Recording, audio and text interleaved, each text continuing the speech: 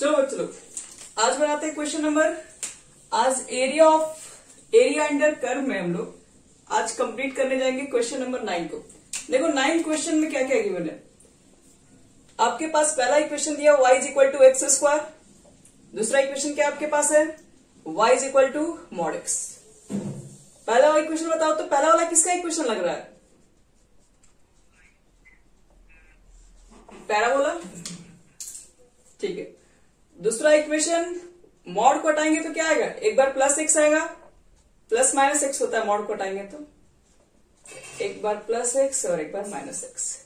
चलो हमारे पास 3 तरह के ग्राफ है और 3 तरह के ग्राफ से जो बाउंडेड जो रीजन होगा, जहां पर सारे ग्राफ एक जगह कट करेंगे उससे जो रीजन जो बाउंडेड होगा उसका आपको एरिया फाइंड करना है। तो देखो एरिया कैसे निकालेंगे, पहले तो मालूम करते हैं कौन कौन किसका है। ये एक्स स्क्वायर जो वाई है ये एक पैराबोला है। इसका वर्टेक्स कहां पर होगा? एक्स का मान 0 तो वाई का मान भी 0 होगा। और ये किस एक्सिस पर बनेगा? एक्स एक्सिस पर बनेगा कि वाई एक्सिस पर बनेगा? तो ये वाई एक्सिस पर बनता है, सिमेट्रिकल अलोंग वाई एक्सिस। फिर देखो y इज इक्वल टू अगर x है तो ये क्या रिप्रेजेंट कर रहा है? Straight line. और ये स्ट्रेट लाइन कहां से पास हो रहा है? ओरिजिन से पास हो रहा है। ओरिजिन से पास हो रहा है। और बताओ कि यहाँ पे स्लोप कितना है? तो y is equal to m x बोलोगे, m इज इक्वल टू 1 है तो m is equal to tan theta, tan theta is equal to 1, theta is equal to 45 degree.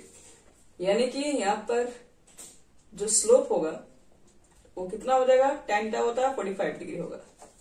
एक लाइन जो ओरिजिन से पास हो रहा है जिसका स्लोप 45 डिग्री है। और y इज इक्वल टू जब माइनस एक्स बोलोगे तो क्या कहेंगे? एक स्ट्रेट लाइन है जो कि ये भी ओरिजिन से ही पास हो रहा है और एक्स एक्सिस के साथ कितना एंगल बना रहा है? तो -1 का मतलब हो गया 135 डिग्री का एंगल बना रहा है। तो एक काम करते हैं, ये सब सारे इंफॉर्मेशन को लेके ग्राफ खींचते हैं, उस ग्राफ का एरिया निकालना हमको होगा। तो देखो तो ये x ले लो, x डैश, ये y हो गया, ये y डैश। चलो ग्राफ लेते हैं इसका। एक तो ये पैराबोला का है, इस तरीके से जाएगा आपका ग्राफ फर्स्ट। सेकंड समझो इसका। मॉड वाले का यहां पर graph y is equal to x, ये ओरिजिन से पास हो रहा है और 45 डिग्री का एंगल बना रहा है। कुछ इस तरीके से होगा। ये भी ओरिजिन से पास हो रहा है लेकिन ये 135 का, देखो ये 45 डिग्री एंगल ये हुआ और 135 आपका एंगल कुछ इधर से आएगा। ये हो गया एंगल 135 का यहां से यहां तक। और दोनों के बीच का एरिया कौन सा दिख रहा है? दोनों के बीच का जो आपका एरिया है वो है ये जो दिख रहा है ये एरिया। इसी के एरिया का हमको निकालना है, वैल्यू कितना होगा। तो देखो ये जो दोनों एरिया है, पहले तो बता दें कि दोनों एरिया आपस में सिमेट्रिकल है, मतलब एक का निकाल के 2 से मल्टीप्लाई कर देंगे तो एरिया निकल जाएगा हमारा। हम देखो कि एक का निकाल के 2 से मल्टीप्लाई कैसे करेंगे जाए हम लोग। पहले एक का भी तो पहले कैसे निकलेगा वो तो बताना पड़ेगा। तो देखो तो यहां ध्यान से हम क्या करेंगे, हम यहां पर एक पॉइंट को ले रहे हैं और यहां से एक परपेंडिकुलर ड्रॉ करेंगे। एक पॉइंट यहां पर भी हमें मिलेगा, ये भी परपेंडिकुलर ड्रॉ कर सकते हैं। इसका नाम दे रहे हैं P और इसका नाम दे रहे हैं Q। ये हो गया L और यहां मान लो M।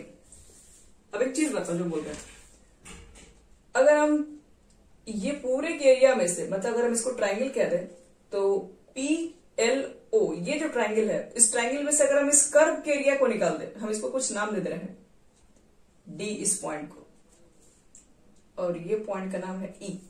देखो हमको क्या निकालना पड़ेगा, ये ट्राइंगल जो दिख रहा है इस ट्राइंगल में से आप इस वाले पार्ट को निकाल देंगे, ये कर्व वाले पार्ट को निकाल देंगे तो जो बचेगा इसका एरिया हो जाएगा। तो ट्राइंगल के एरिया को निकालने के लिए जब इसमें रेक्टेंगल खोजोगे तो इसमें अपर पार्ट चलेगा ये वाला स्ट्रेट लाइन की इक्वेशन पे, और इसका इक्वेशन था y is equal to x. और जब इस कर्व के इक्वेशन को जब निकालोगे तो यहां पर जब आप रेक्टेंगल खींचोगे तो इसका अपर पार्ट चलेगा ये पैराबोला पर, यानी कि y is equal to x square. तो बच्चे लोग सब कुछ इसी के अंदर सब कुछ छुपा हुआ है। अब आपको ये पूरे ट्राइंगल के एरिया में से कर्व के एरिया को निकालना होगा। एक बार स्ट्रेट लाइन पे चलेगा और एक बार पैराबोला पर चल रहा होगा वो। दोनों ही केस में नीचे वाला जो लोअर है वो तो एक्स एक्सिस पर जिसमें y की वैल्यू 0 होती है। तो चलो देखते हैं कैसे निकालेंगे। ओपीएल में से निकालेंगे हम लोग OLPDO। तो ये जो बचेगा वो रेड पार्ट के एरिया हो जाएगा कि नहीं। तो चलो बच्चे लोग, अब हमको इसकी इन्फॉर्मेशन किसी की जरूरत नहीं है, हमें सिर्फ अब चाहिए एरिया। ये सब चीजें हम लोग इन्फॉर्मेशन लेके ग्राफ बना चुके हैं। चलो देखो, तो इसका एरिया कैसे कैलकुलेट करेंगे। तो सबसे पहले क्या लिखेंगे, area of curve, required curve.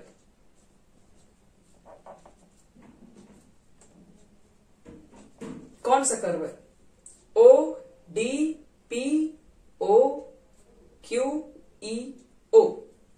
नाम पूरा लिखना पड़ेगा, ODPO, यहां पर O, फिर EQO। ये पूरा एरिया का हम नाम लिख देंगे। यहां से लेके यहां तक गए और फिर यहां से लेके यहां तक आए। इज इक्वल टू क्या लिख सकते हैं, 2 इंटू एरिया ऑफ कौन सा, ये पूरा एक एरिया। ये दोनों के एरिया निकालने से अच्छा आप इसी के एरिया निकाल के 2 से मल्टीप्लाई कर दीजिए, यानी ODPO ये पूरा हुआ ODPO।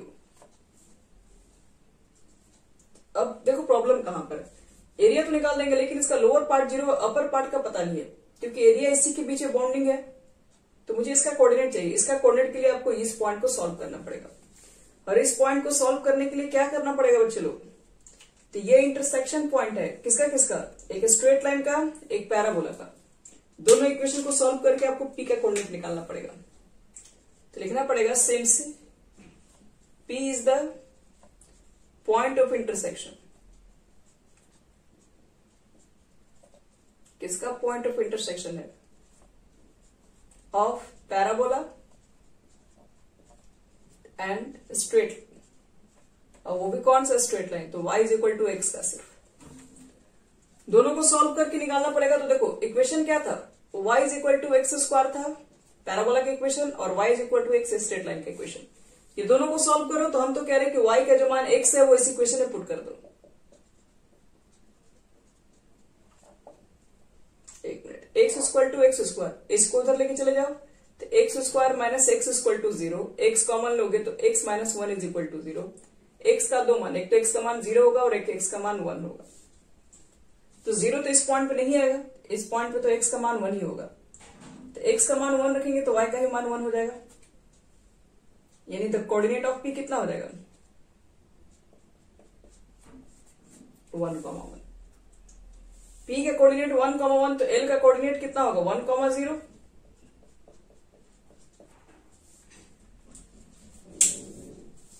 चलो बच्चों लोग पहले ये सब तुम लोग नोट कर लो, यहां तक दोनों का कोऑर्डिनेट निकल गया। अब एरिया में कुछ नहीं, एरिया तुरंत निकल जाएगा।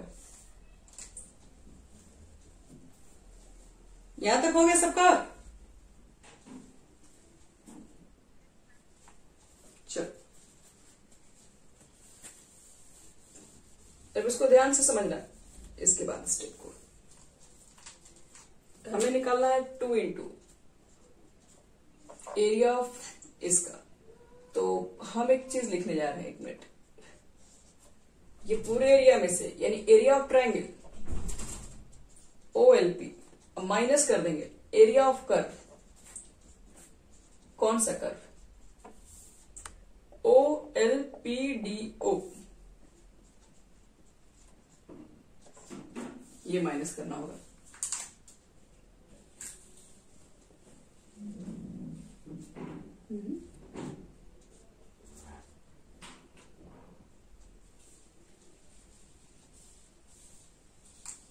आवाज नहीं आ रही प्रिया,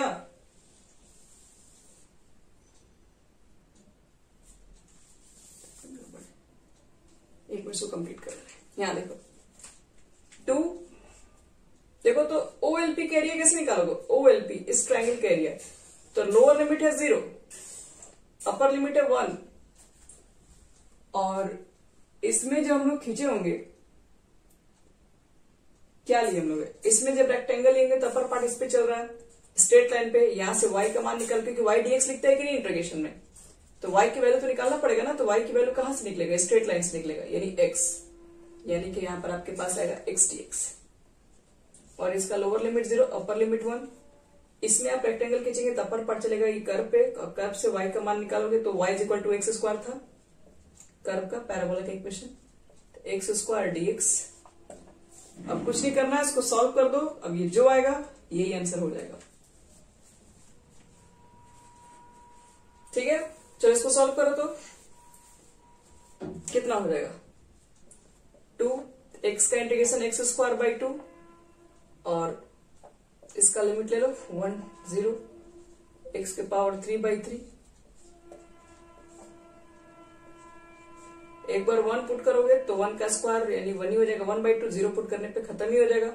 1 पुट करोगे तो 1/3, 0 पुट करने पर खत्म।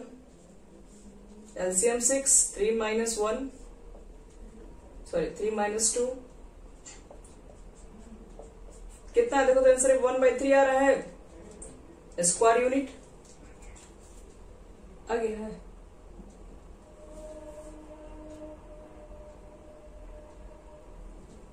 तो ये हो गया हमारा आंसर कंप्लीट।